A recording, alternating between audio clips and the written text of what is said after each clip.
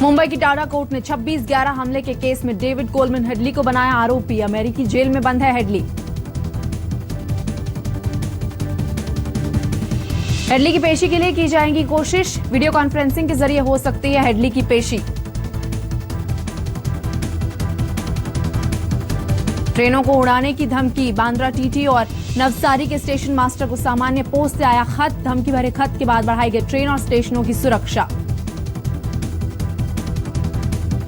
पुणे के national war memorial में CM Fadnavis ने दी कर्नल संतोष को श्रद्धांजलि। पुणे से सतारा रवाना किया गया शहीद कर्नल का पार्थिव शरीर। कुपवाड़ा में कल शहीद हुए कर्नल संतोष के गांव सतारा के पोगरवाड़ी में छाया मातम। कल होगा सैनिक सम्मान के साथ अंतिम संस्कार।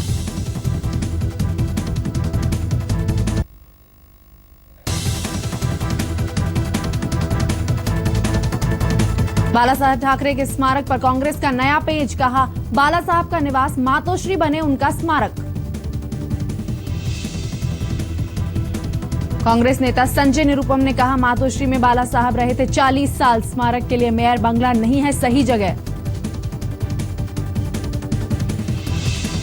निरुपम की मांग, स्मारक के लिए फंडिंग ना करे महाराष्ट्र सरकार। सरकार ने फैसला नहीं बदला तो आंदोलन करेगी कांग्रेस।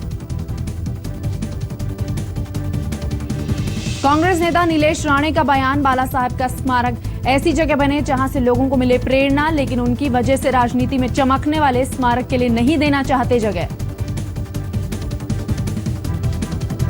बाला साहब के मेमोरियल विवाद पर बोले एनसीपी के माजिद मेमन। कहा, इस मुद्दे पर ना करे राजनीति, मिल बैठकर सुलझाए मुद्दा।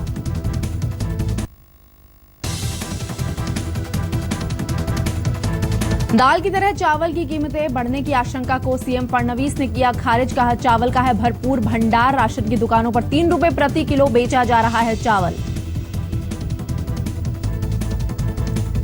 महाराष्ट्र सरकार ने सूखा प्रभावित इलाकों के लिए केंद्र से मांगा 4000 करोड़ का पैकेज। महाराष्ट्र के 15,747 गांव हैं सूखा प्रभावित। विदेशी निवेश बढ़ाने की दिशा में बड़ा कदम। एफआईपीबी ने आईआईएफएल समेत 1810 करोड़ के एफडीआई के प्रस्तावों को दी मंजूरी। सेंसेक्स में फिर तेज गिरावट। 382 अंक गिरकर 25,482 पर बंद हुआ सेंसेक्स। निफ्टी भी 105 अंक धड़ा। सोना लगातार दूसरे दिन टूटा। 75 रुपए गिरकर 25,625 रुपए प्रति 10 ग्राम हुआ भाव।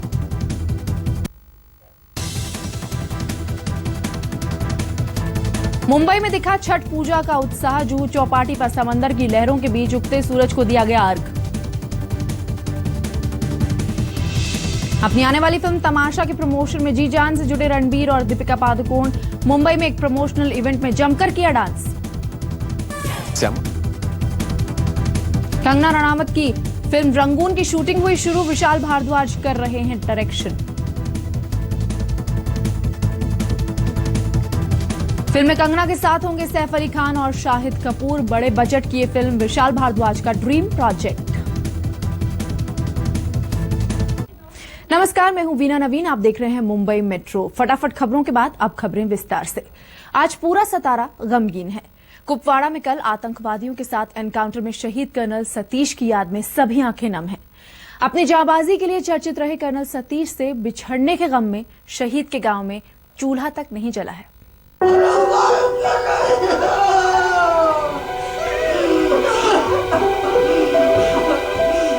जांबाज सपूत की बहादुरी पर गर्व करें या उसके बिछड़ने का गम मनाएं। कुपवाड़ा में शहीद होने वाले 41 राष्ट्रीय राइफल्स के कमांडिंग ऑफिसर कर्नल संतोष महादिक के परिवार को कुछ समझ में नहीं आ रहा, लेकिन आंखें ही धोखा दे जाती हैं।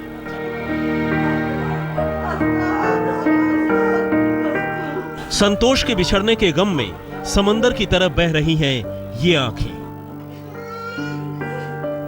वो फौज में ऑफिसर कैसा था वो तो फौजी जाने, मगर बतौर इंसान वो बहुत बढ़िया चीज थी कि ऐसे इंसान भगवान पता नहीं सदियों में भेजते हैं।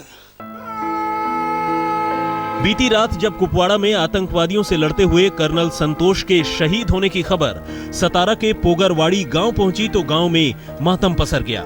किसी के घर चूल्हा नहीं जला, बस हर कोई उन्हीं की बातें कर रहा था। किसी भी गरीब लड़के की आर्थिक से लेके तो किसी भी प्रकार की मदद तक वो हमेशा तत्पर रहते थे। हमेशा लोगों की भलाई, लोगों को आगे बढ़ाना, ये सारे मामले में वो हौसला अफजाई करते रहते थे। कर्नल की गिनती बहादुर अफसरों में होती थी। 2003 में उन्होंने नॉर्थ ईस्ट में ऑपरेशन राइनो में गजब की जांबाजी दिखाई थी और सेना का मेडल जीता था। कर्नल संतोष 3 भाइयों और 1 बहनों में सबसे छोटे थे। 2 साल पहले उनके पिता का निधन हुआ था। 12 साल पहले उनकी शादी हुई थी। वो अपने पीछे पत्नी के साथ 10 साल की बेटी और 6 साल के बेटे को छोड़ गए हैं। सतारा से इम्तियाज मुजावर के साथ पंकज खेलकर, पुणे, आज तक। मुंबई हमलों की रेकी करने वाले डेविड कोलमैन हेडली को हमलों का आरोपी बना लिया गया है। मुंबई की टाडा अदालत ने आज इसकी इजाजत दे दी। कोर्ट ने 19 दिसंबर को हेडली को पेश होने के लिए कहा है। अब बड़ा सवाल यह है कि क्या अमेरिका में सजा काट रहे हेडली पर मुंबई में मामला चल पाएगा? मुंबई में बुधवार को स्पेशल टाडा कोर्ट ने अभियोजन पक्ष की इस दलील को माना कि अमेरिका की किसी अदालत में आईपीसी के तहत डेविड कोलमैन हेडली पर मामला नहीं चलाया जा सकता। मुंबई हमले में हेडली की भूमिका पर सुनवाई भारत में ही होनी चाहिए। देखिए, कोर्ट ने डेविड हेडली के खिलाफ समन्स जारी किया है और यूएस गवर्नमेंट को एक रिक्वेस्ट, उनके कोर्ट को रिक्वेस्ट किया है कि डिपार्टमेंट ऑफ जस्टिस थ्रू ये डेविड हेडली को मुंबई के कोर्ट में हाजिर रहने का ऑर्डर किया है। 26 नवंबर 2008 की रात को पाकिस्तान से समंदर के रास्ते मुंबई में घुसे 10 आतंकवादियों ने शहर में कोहराम मचा दिया था। इस हमले में 167 निर्दोष लोग मारे गए थे। सुरक्षा एजेंसियों ने 9 आतंकियों को तो मार गिराया था और 1 कसाब को जिंदा पकड़ लिया था। कसाब के साथ दूसरे आरोपी फहीम अंसारी और सबाउद्दीन पर मुंबई कोर्ट में मामला चला। तकरीबन 6 साल पहले मुंबई पुलिस ये मानने को तैयार ही नहीं थी कि सबाउद्दीन और फहीम अंसारी को छोड़कर कोई ऐसा तीसरा शख्स भी हो सकता है जिसने लश्कर तैयबा को पूरी जानकारी मुंबई धमाकों की मुहैया कराई हो। लेकिन अब अचानक मुंबई पुलिस ये दावा कर रही है कि डेविड कोलमैन हेडली ही वो शख्स है जिसने एलईटी को वो सारी जानकारी दी थी जिसके बाद ये धमाके हुए थे। सुनवाई के दौरान मुंबई कोर्ट ने फहीम अंसारी और सबाउद्दीन को निर्दोष पाया, उन्हें बरी कर दिया गया, जबकि यूएस कोर्ट ने हेडली को मुंबई हमले की जगहों की रेकी करने और ये जानकारी लश्कर तोयबा तक पहुंचाने का दोषी पाया। यूएस कोर्ट ने हेडली को 35 साल की सजा सुनाई है। 6 साल के बाद आपको आरोपी बनाने के लिए एप्लीकेशन कोर्ट में करना पड़ रहा है। उसके पहले आपने न तो कोई लेटर ऑफ रोगेटरी इशू किया, न कोई एफआईआर लिया था। आज आपको एफआईआर में पहली बार आप नाम दिखा रहे हैं, चार्जशीट में आपने कहीं नाम नहीं डाला।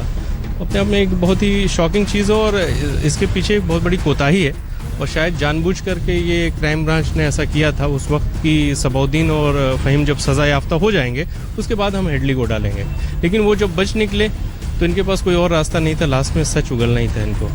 लेकिन क्या हेडली पर मुंबई में मुकदमा चल पाएगा? इसका जवाब अमेरिका ही दे सकता है। रिपोर्ट्स के मुताबिक हेडली ने इस बिना पर अपना गुनाह अमेरिका में कबूल कर लिया है कि उसकी सजा के दौरान अमेरिका उसे किसी दूसरे देश में ट्रायल के लिए नहीं भेजेगा। तो क्या हेडली को भारत लाया जा सकेगा? इसका जवाब आने वाले कुछ दिनों में पता चल पाएगा। विद्या, मुंबई, आज तक। मुंबई के लोकमान्य तिलक टर्मिनस पर एक यात्री के साथ बहस करना रेलवे की महिला बुकिंग अफसर के लिए भारी पड़ गया। सोशल मीडिया पर बहसबाजी का वीडियो वायरल होने के बाद रेलवे ने महिला को बिना किसी शिकायत के खुद ही सस्पेंड कर दिया है। यह भी आपका पहले टिकट निकालने का काम है, मेरे को भी मत सिखाना, हम भी जाने पड़े, ठीक है ना। ये वीडियो है लोकमान्य तिलक टर्मिनस का। आम दिनों की तरह ही ये महिला बुकिंग अधिकारी पैसे गिन रही थी। इस बात से बेपरवाह कि टिकट खिड़की के बाहर खड़े यात्री एक अदद टिकट के लिए इंतजार कर रहे हैं। यात्रियों ने महिला अधिकारी से टिकट देने के बाद पैसे गिनने के लिए भी कहा, लेकिन इनके कान पर जूं तक नहीं रहेंगी। आप टिकट दीजिए मैडम, मैंने पूरा रिकॉर्डिंग किया, मैं कंप्लेन करेगा आपका। आप वर्किंग टाइम में नोट गिन रहे हो, मैं भी सब करेगा। आप टिकट दीजिए, आप टिकट दीजिए, आप टिकट दीजिए, तुरंत टिकट दीजिए। अगले कुछ मिनटों तक ये महिला यूं ही पैसे गिनती रही, जिसकी वजह से लाइन में खड़े यात्रियों को गुस्सा आ गया और शुरू हो गई बहस। गहमा गहमी के बाद महिला अधिकारी ने आपा खो दिया। महिला अधिकारी ने एक यात्री को टिकट देने से भी इनकार कर दिया। यहाँ तक कि वक्त से पहले ही टिकट खिड़की जबरदस्ती बंद करने लगी। इतना ही नहीं, बुकिंग अफसर महिला ने तो यहाँ तक कह दिया कि उससे शिकायत का भी कोई डर नहीं। ये सारा ड्रामा एक यात्री अपने मोबाइल फोन में शूट कर रहा था, जिसे देखते ही महिला ने इसे बंद कराने के लिए एक सिक्योरिटी गार्ड भेज दिया। मैडम बाकी दो ना, अरे बाकी दो मैडम।